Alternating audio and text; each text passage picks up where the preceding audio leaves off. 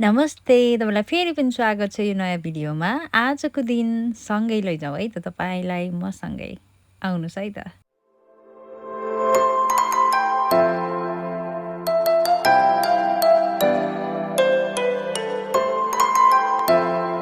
म चाहिँ युकेमा as a registered nurse थिएटरमा काम गर्छु होइन।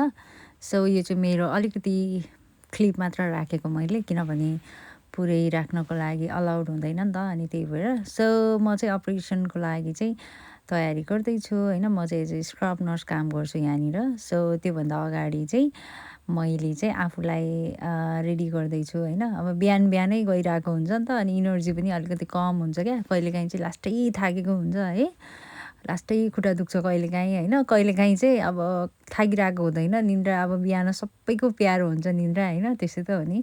सो यहाँनिर चाहिँ अब म तयारी गर्दैछु अब यहाँनिर। अनि खासमा यो काम चाहिँ मैले नेपालमा पनि गरेको थिएँ, अनि यहाँ पनि त्यसमै काम गर्दैछु। अनि अलिकति चाहिँ मैले आज मेरो कामको अलि थोरै थोरै भागहरू चाहिँ मैले राखेको छु होइन। सो यस्तै हो, जिन्दगी यसरी नै चलिरहेको हुन्छ होइन। 5 दिन चाहिँ मजाले, कहिलेकाहीँ 4 दिन, कहिलेकाहीँ 6 दिनै अब यसरी जान्छ मेरो है। अनि त्यही हो, अब विदेशमा स्पेसली नेपालमा पनि अब दुःख नगरी कहीँ पनि अब खानु मिल्दैन होइन, जिन्दगी चल्दैन। जिन्दगी नै यस्तै हो, जस्तो यस्तै हो, अब दुःख गर्ने, अलिकति अलिकति रमाइलो गर्ने होइन।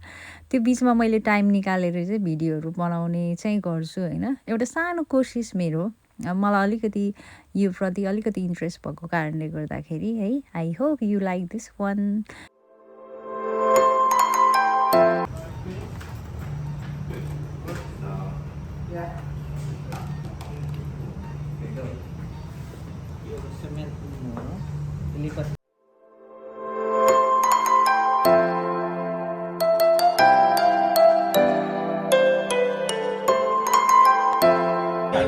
I will start. This picture is also quite T8. This is a 2mm drill and it's got the bands colour coded on the drill. And for a T10, this is... आज चाहिँ म छिटोभन्दा छिटो आएँ, अनि त्यही भएर चाहिँ अनि यस्तो राम्रो देखिएको छ। I like the view today क्या, यस्तो दामी राम्रो देखिएको छ पुरै।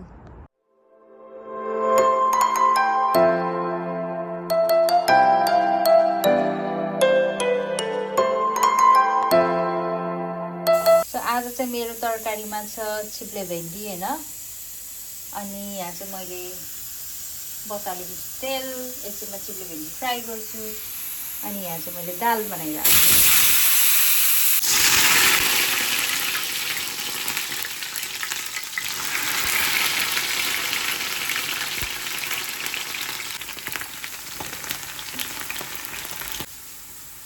यो मेरो आलु मैले काटिसकेँ होइन। अब यहाँ मेरो यो पाक्दैछ। अब यो पाकिसकेपछि अब म आलु फ्राई गर्छु, त्यसपछि दुवैलाई मिक्स गर्छु, त्यसपछि म खान्छु। चिप्ले भेन्डी मलाई फ्राई गरेर खानु चाहिँ मनपर्छ होइन। मासु चाहिँ खासै मन पर्दैन क्या अहिले चाहिँ मलाई, तर यहाँनिर ग्रिन चाहिँ कम पाइन्छ क्या अलिकति, अनि अब खानु पऱ्यो त्यही भएर। अनि त्यसमा यो चाहिँ मेरो फ्राई गरेको होला, थोरै भइसक्यो यो फ्राई गर्दाखेरि चाहिँ।